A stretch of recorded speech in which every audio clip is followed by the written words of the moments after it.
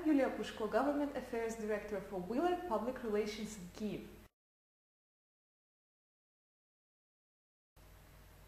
Springtime is traditionally a time for optimism, for renewal, and for making a fresh start.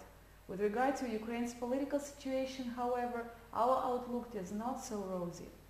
Our analysis is that no matter what happens, or fails to happen in the next 6 months, the government is likely to continue to be gridlocked with no clear direction and territorial infighting, blocking any forward momentum. We had not given up on Ukraine, but as pragmatists we cannot foresee any meaningful progress in the near term. As the presidential election season gets underway, we see 3 scenarios, one of which will most likely to occur.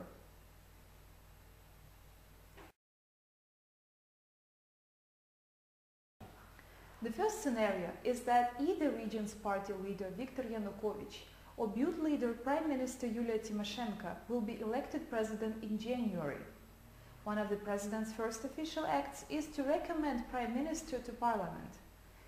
Yanukovych will not nominate Ms. Tymoshenko if he wins, nor will she support him if she becomes the president.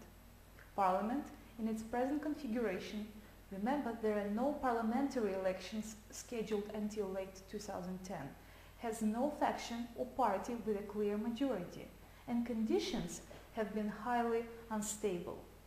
Parliament will continue to reject the president's nominee until a coalition can be created, an act that could easily take months into the new president's first year in office. Should Mr. Yanukovych be elected, Ms. Tymoshenko would remain in the PM's seat until replaced. In any event, continued political stagnation and turmoil would result. Insider says that former parliament speaker Arseniy Yatsenyuk is sponsored by oligarchs, including even Rinat Akhmetov, and embattled Rosukrenergo owner Dmitry Firtash. With the massive media resources of the Firtash-controlled Inter-TV channel, Viktor Pinchuk's 3 channels, and lots of loyal newspapers, the young Yatsenyuk might have enough resources to capture the public's imagination. The problem with the new face is that he doesn't have a dedicated support base. 90% of all his supporters would be the remnants of Our Ukraine and other disillusioned Yushchenko allies.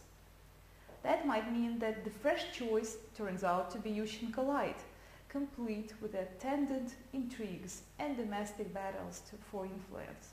Further, he'd be beholden to the oligarchs and their interests. He may be able only to unite regions and Butte in opposing him. The other dark horse is Kyiv, eccentric by populist mayor Leonid Chernevetsky. How do we know? His wife, Alina Ivazova, says so. "I have a message from God," she told Sevonia newspaper. "My husband will bring salvation to Ukraine."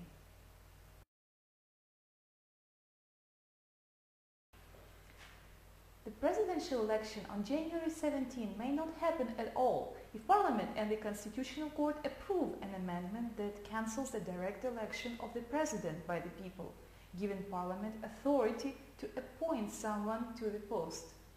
This would further weaken the office, perhaps reducing it to the figurehead status. Butte and regions have allegedly already prepared amendments for submission. However, if regions' popularity rating polls or to become stronger, Mr. Yanukovych will have little incentive to toss out an office he could win. Likewise, Ms. Tymoshenko may bide her time watching her poll numbers. If the major parties can agree on how to divide cabinet posts, an amendment becomes a real possibility.